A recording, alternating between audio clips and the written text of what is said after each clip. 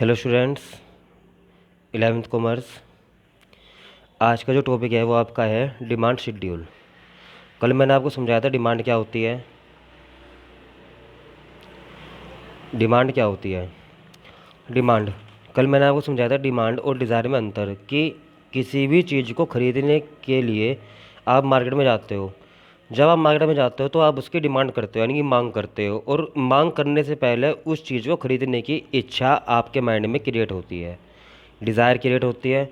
और desire demand कब बनती है? जब डिज़ायर डिमांड जब बनती है जब आप रेडी टू स्पेंड मनी, उसे ख़रीदने के लिए जब आप रेडी हो जाओगे तब आपकी डिज़ायर जो है डिमांड में कन्वर्ट हो जाएगी। यानी कि आप ख़रीदने के लिए, आप पैसा खर्च करने के लिए तैयार हो।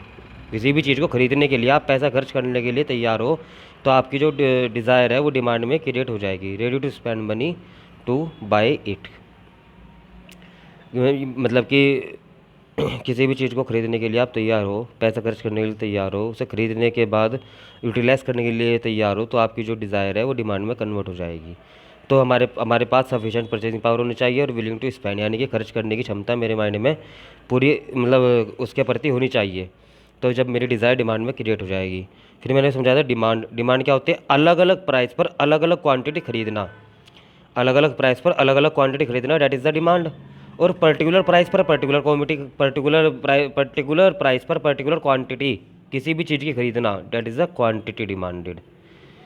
समझ में आ गया? आज हम बात करेंगे डिमांड शेड्यूल की। डिमांड शेड्यूल क्या होता है कि अलग अलग प्राइस पर अलग अलग क्वांटिटी परचेज करना। जैसे कि ये लिखा है मैंने, consumer will by different possible quantity at different possible price. Consumer जो है अलग अलग प्राइस पर अलग अलग क्वांटिटी परचेज करना चाहता है, different possible quantity at different possible price, यानी कि अलग अलग क्वांटिटी अलग अलग प्राइस पर वो जो है ख़रीदना चाहता है। उसे हम बोलते हैं डिमांड। अलग अलग प्राइस पर अलग अलग क्वांटिटी खरीदना। जैसे कि प्राइस 1 रुपया है तो मैंने 4 क्वांटिटी खरीद ली। सपोज करो पेन है, पेन जब 1 रुपये का पेन था तो 4 पेन खरीदते, जब पेन 2 रुपये का हुआ 3 पेन खरीदते, जब पेन 3 का हो तो 2 पेन खरीद दिए, 4 रुपये का हो तो 1 पेन खरीद लिया। यानी कि क्या है कि हम कंज्यूमर हैं, हम जो है कंज्यूमर हैं। तो जैसे जैसे प्राइस बढ़ेंगे किसी भी चीज़ के, तो वैसे वैसे क्वांटिटी उसकी कम होती जाती है। किसी भी चीज़ के जैसे जैसे प्राइस बढ़ते जाएंगे तो उसकी क्वांटिटी धीरे धीरे कम होती जाएगी, यानी कि प्राइस बढ़ते जाएंगे तो मैं उसकी डिमांड कम करनी शुरू कर दूंगा। इसी का उल्टा है प्राइस और क्वांटिटी।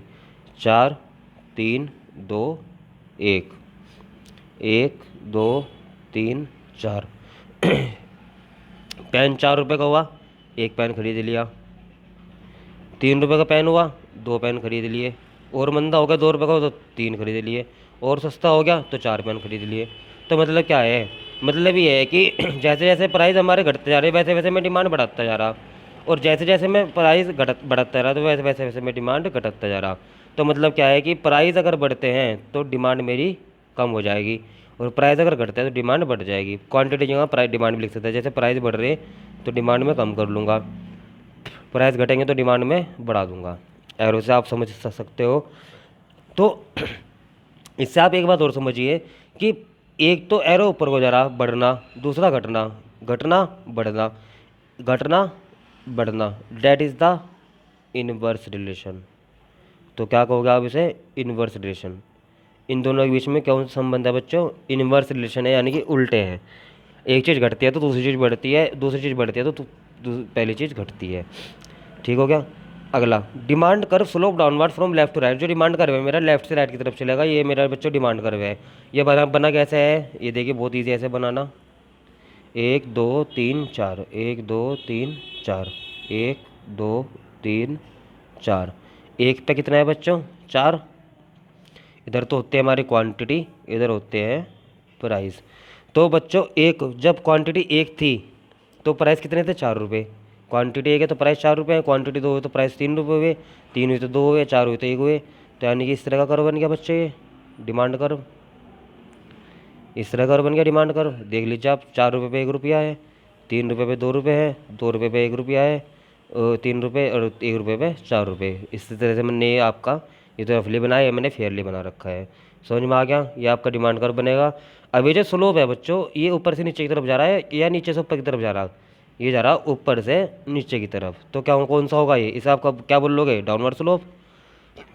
क्या बोल लोगे इसे आप? Downward slope. दूसरा इन्वर्स रिलेशन है, अगर प्राइस बढ़ते हैं तो डिमांड घटती है, अगर प्राइस घटते हैं तो डिमांड बढ़ती है। क्लियर हो गया? तो मैंने लिखा है demand curve slope downward from left to right indicate inverse relation. कौन सा रिलेशन बताता है? इनवर्स रिलेशन बताता है। किसके बीच में? On price of the commodity and quantity demanded. On price of the commodity यानी कि कमोडिटी के प्राइस और उसकी डिमांड के अकॉर्डिंग इनवर्स रिलेशन दिखाता है। मैंने आपको बार बार समझा रहा मैं कि प्राइस अगर बढ़ेंगे तो डिमांड घटेगी और प्राइस अगर घटेंगे तो डिमांड बढ़ेगी। यो बच्चों ठीक है, आप ऐसा मत बोल देना कि अगर डिमांड घटेगी तो प्राइस बढ़ेंगे या डिमांड बढ़ेगी तो प्राइस घटेंगे, यह गलत हो जाएगा। क्या कहा मैंने आपको? प्राइस का इफेक्ट दिखाना डिमांड पे, ना कि डिमांड का इफेक्ट प्राइस पे। गलत हो जाएगा ये तो। हमेशा प्राइस का इफेक्ट घटता है, बढ़ता है, घटता बढ़ता है डिमांड के ऊपर। आप मार्केट में कोई चीज़, आप मार्केट में सपोज करो जो है सब्जी लेने चले गए, सब्जी लेने चले गए। अब मार्केट में आप आलू लेने हैं, आपको सब्जी में आलू लेने हैं, और आलू आपको जो परचेज़ करोगे आप, तो घर से आप क्या सोच के चलोगे कि अगर सस्ते मिले तो ज़्यादा खरीद लूँगा और महंगे मिले तो कम खरीद लूँगा।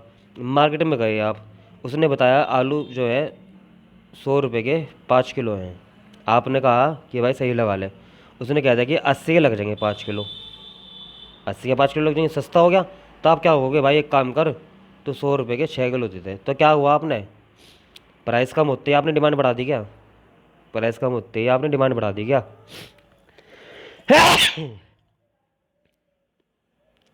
प्राइस कम होते ही आपने डिमांड बढ़ा दी क्या? नहीं बढ़ा दिया आपने डिमांड। इसीलिए मैंने आपको समझाया। ऐसे तो नहीं होता मार्केट में कि आपने कहा भाई मुझे 6 किलो आलू चाहिए, आपने कहा मुझे 6 किलो आलू चाहिए, और अगर मैं 7 किलो खरीदता तो प्राइस कम कर देगा। मतलब डिमांड के अकॉर्डिंग तो प्राइस नहीं होता कम। अगर आप डिमांड ज़्यादा है, उन्हें कह दो भाई मुझे तो 10 किलो आलू चाहिए, तो एकदम से प्राइस थोड़ी कम कर देगा, थोड़े बहुत करेगा। तो डिमांड का इफेक्ट नहीं पड़ता प्राइस पर, प्राइस का इफेक्ट डिमांड पर पड़ता है बच्चों।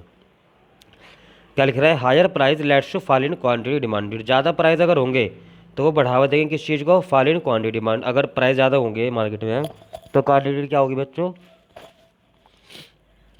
अगर मार्केट में प्राइस ज़्यादा है, हाई प्राइस ज़्यादा है, तो वो बढ़ावा देगा किस चीज़ को बच्चों?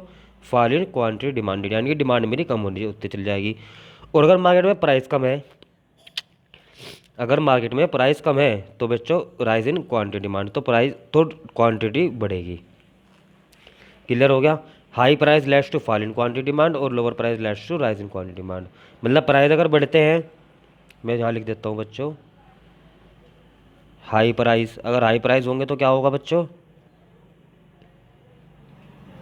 डिमांड बिकम लो, और लो प्राइस होगा बच्चों डिमांड बिकम राइस। ध्यान रखना, क्या क्या ध्यान रखना कि अगर प्राइस ज़्यादा है बच्चों तो डिमांड कम हो जाएगी, और प्राइस कम है तो बच्चों डिमांड बढ़ जाएगी। आज का कंसेप्ट यही है, आपको ध्यान रखना है कि प्राइस के अकॉर्डिंग डिमांड पे फ़र्क पड़ता है, ना कि डिमांड के अकॉर्डिंग प्राइस पे फ़र्क पड़ेगा। हमेशा ध्यान रखना मार्केट के अंदर प्राइस के अकॉर्डिंग डिमांड पर फ़र्क पड़ता है, ना कि डिमांड के अकॉर्डिंग प्राइस पर। Is that clear? ज़्यादा प्राइस होंगे तो डिमांड हमारी कम हो जाएगी, और अगर प्राइस कम होगी तो डिमांड हमारी बढ़ जाएगी। मैंने आपको एग्जांपल दे दिया। अगर आप मार्केट में कोई भी चीज़ खरीदने के लिए जाते हो, अगर वो सस्ती मिल जाती है तो आप ज़्यादा खरीद के लिए आओगे, अगर वो महंगी मिलेगी तो आप कम खरीद के लिए आओगे, इसलिए बात है। तो it will be demand will be according to your price. Demand जो है प्राइस के अकॉर्डिंग चलेगी, ना कि प्राइस डिमांड के अकॉर्डिंग। क्लियर होगा बच्चों? कोई दिक्कत होगी डाउट सेशन पूछ लेना। Thank you.